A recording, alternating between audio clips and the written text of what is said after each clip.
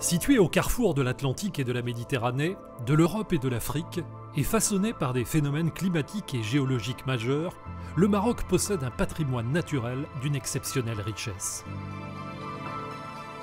Des dunes de sable du Sahara aux petites criques de la Méditerranée, des sommets enneigés des hautes montagnes aux nombreuses zones humides, le Maroc est une mosaïque de paysages qui abrite des écosystèmes et des habitats d'une extrême variété. Il possède la deuxième biodiversité du bassin méditerranéen, bien que de nombreuses régions restent insuffisamment explorées. Les espaces forestiers s'étendent sur 9 millions d'hectares et comptent de multiples essences. La cédraie, la subérée et l'arganeraie sont les plus grandes au monde, avec leurs pieds multicentenaires. La forêt marocaine abrite d'innombrables espèces cynégétiques et des plantes aromatiques et médicinales. Toutes ces espèces forestières constituent des ressources génétiques à très fort potentiel économique. Elles sont utilisées dans les domaines culinaires, cosmétiques, pharmaceutiques et médicinales. Le Maroc reste un pays très agricole. Des orangeries d'Agadir aux grandes plaines agricoles du Nord, en passant par les oasis sahariennes, de nombreux fruits et légumes y sont produits.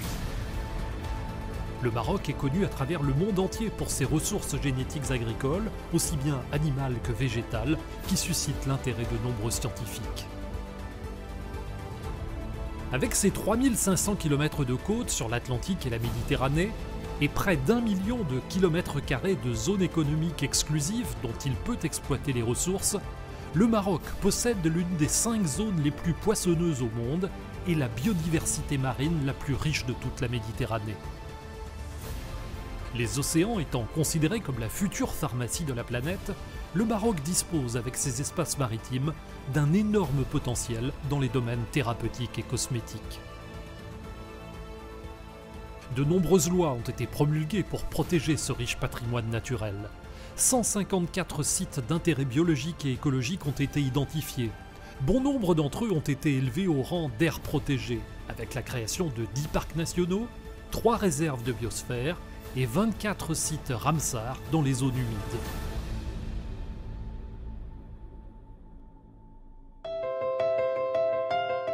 Le protocole de Nagoya encadre l'accès aux ressources génétiques d'un pays et le partage des avantages qui en découlent. La mise en œuvre de ce mécanisme nécessite, au Maroc comme partout, l'implication de toutes les parties prenantes, à commencer par les institutions gouvernementales. Le Maroc est indéniablement engagé dans le développement durable. Il a d'abord constitutionnalisé le développement durable en 2011, mis en place une loi cadre de développement durable et de protection de l'environnement, mis en place une stratégie nationale de développement durable qui, elle, intègre comme facteur structurant le climat et bien entendu la biodiversité. Le Maroc a une politique intégrée de lutte contre les changements climatiques, protection de la biodiversité, croissance verte. C'est une dynamique globale qui est instaurée au niveau du pays.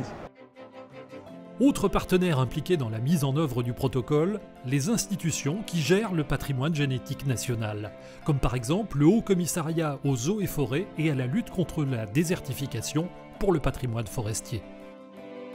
Ces forêts procurent un certain nombre de services écosystémiques, dont des services bien sûr sociaux, des services économiques, des services environnementaux majeurs. Et c'est justement la stratégie qui est actuellement menée par le Haut Commissariat pour gérer durablement ces forêts. Il consiste à ce que la pérennisation des services écosystémiques soit assurée et la pérennisation de la durabilité des forêts soit assurée.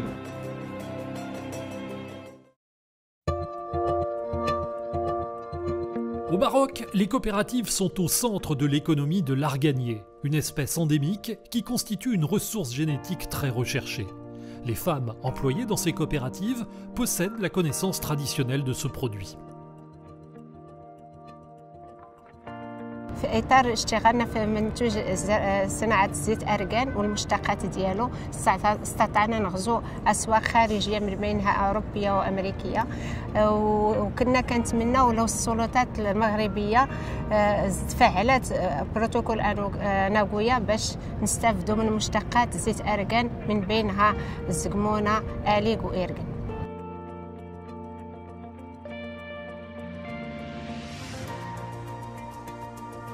De nombreuses entreprises étrangères s'intéressent aux ressources génétiques marocaines. En France, c'est le cas notamment du Centre régional d'innovation et de transfert de technologie Ardor, qui intervient dans le domaine horticole. Nous travaillons depuis une vingtaine d'années sur les matières colorantes d'origine végétale, colorants et pigments. Et moi, j'étais intéressée par un développement de la plante de henné et un extrait de henné. Nous avons donc décidé d'établir une collaboration. J'ai été en visite dans le sud Maroc et très vite nous avons décidé de signer un contrat préalable avec les coopératives marocaines. Depuis 2 ans, on a fait venir de la plante et nous avons fait travailler un étudiant marocain de l'université de Rabat qui a fait son master 2 chez nous. Dans l'avenir, nous souhaitons développer ce nouvel extrait auprès de firmes cosmétiques européennes et pouvoir avoir un retour vers les populations du sud Maroc au niveau de la formation, au niveau de l'achat de matériel spécifique. C'est ce qu'on souhaite pour l'avenir du projet.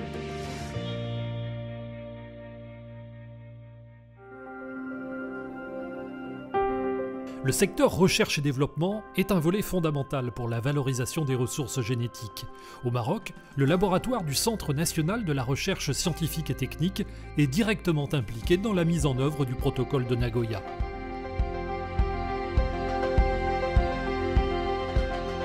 Le bon fonctionnement du mécanisme d'accès et de partage autour des ressources génétiques repose sur la synergie et l'équité entre toutes les parties. Au Maroc, l'agence de coopération allemande GIZ travaille à faciliter ces échanges et à veiller qu'ils soient justes et équitables. Nous, la coopération allemande de la GIZ, nous appuyons le gouvernement marocain pour la mise en œuvre du protocole Nagoya, notamment la mise en place du mécanisme accès et partage des avantages, le mécanisme du protocole. Tout d'abord, pour l'élaboration du cadre juridique et institutionnel. Deuxièmement, pour créer des réseaux scientifiques, notamment pour la valorisation des ressources génétiques au niveau scientifique.